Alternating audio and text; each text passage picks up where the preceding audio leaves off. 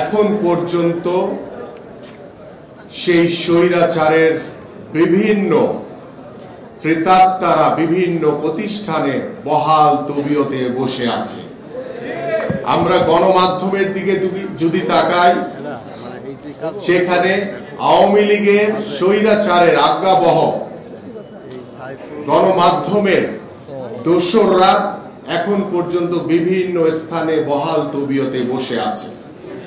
কিন্তু এই স্বৈরাচারদেরকে রেখে কিভাবে সংস্কার করা সম্ভব? আমরা যদি এই স্বৈরাচার, এই দোসরদেরকে যদি অপসারণ করতে না পারি, তাদেরকে যদি নির্মূল করতে না পারি, তাদেরকে যদি আইনের আওতায় এনে বিচার করতে না পারি, তাহলে সংস্কারের নামে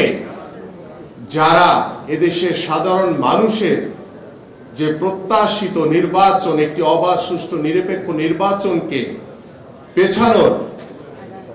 অপচেষ্টা করছেন, আপনাদের এই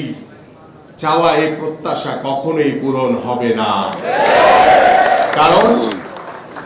আমরাও সংস্কারের পক্ষে, আমাদের মাননীয় মহাসচিব বলবেন তিনি, কিন্তু সংস্কার এটি চলমান একটি প্রক্রিয়া, এটা যুগের পর যুগ চলবে, সমস্যা থাকবে, সমাধান হবে। আমাদের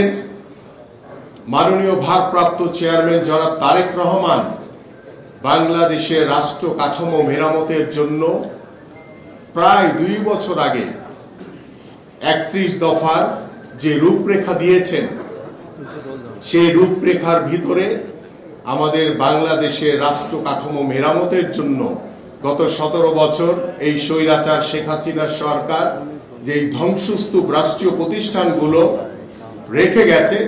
সেই প্রতিষ্ঠানগুলোকে নতুন করে ঢেলে সাজানো, পুনর্গঠন করা এবং সংস্কার করার